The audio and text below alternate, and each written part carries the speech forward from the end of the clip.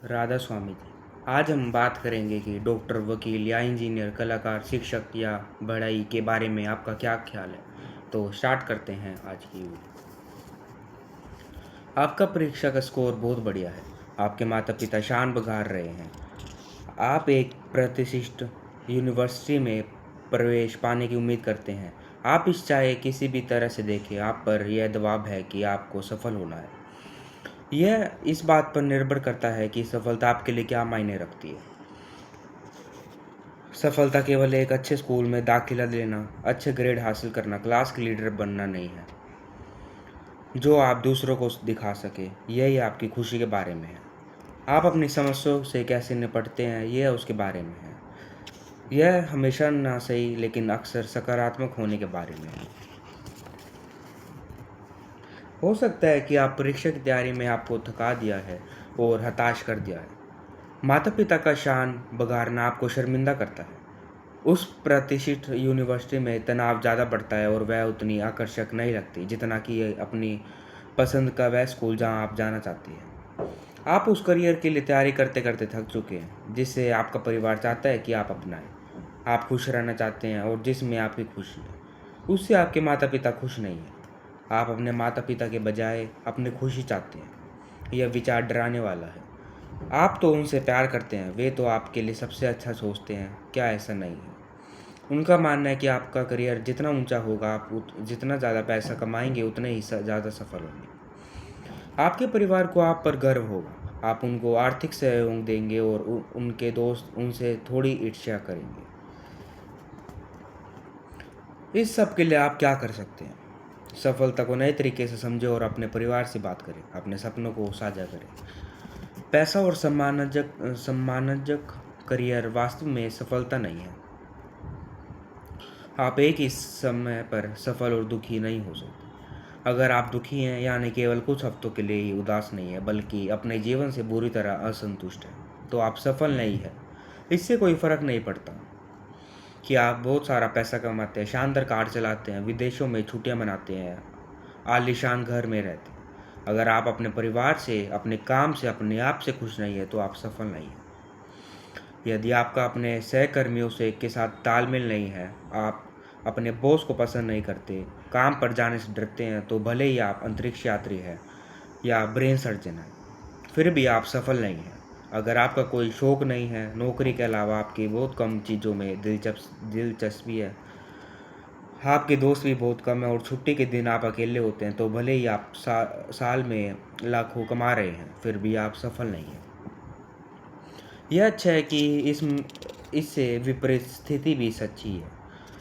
अगर आप बिलों का भुगतान करने की ज़रूरत से थोड़ा सा ज़्यादा ही कमाते हैं, तो भले ही कोई आपकी गाड़ी से प्रभावित नहीं होता, भले ही आपकी छुट्टियों को का बजट कम है, चाहे आपके घर को मरम्मत की ज़रूरत है या आपकी यूनिवर्सिटी प्रतिष्ठित नहीं है, लेकिन अगर आप खुश हैं तो समझो आप सफल हैं।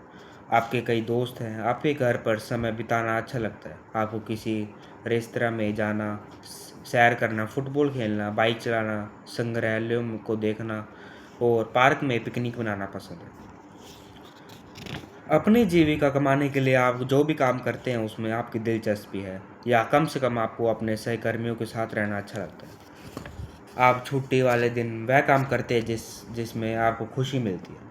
आप अपने परिवार को चाहते हैं और उनके संपर्क में रहते हैं। आप अपने सामर्थ्य पर ध्यान देते हैं और ईश्वर की कृपा का आभार मानते हैं। ऐसे जीवन बहुत ही अच्छा लगता है। आप अपने परिवार को इस बात का विश्वास कैसे दिलाएंगे कि आप उस करियर को नहीं अपनाना चाहते जिसके लिए वो आपको प्रोत्साहित कर रहे हैं या इस बात पर जोर दे रहे हैं? आप यह कैसे कहेंगे कि आप उनका आदर करते हैं लेकिन उनकी बात नहीं मानना चाहते? इसका उत्तर शायद हर व्यक्ति के लिए अलग होगा, लेकिन आपकी सहायता के लिए यहाँ कुछ सुझाव हैं। सम्मान से बातें करें, आप क्या सोचते हैं और कैसा महसूस करते हैं, यह बताने के लिए तत्पर रहें। अगर आप उन्हें बता सके कि आप उनसे प्यार करते हैं तो यह और भी अच्छा होगा। सफलता से आपका क्या मतलब है, यह समझने में उनकी मदद करें।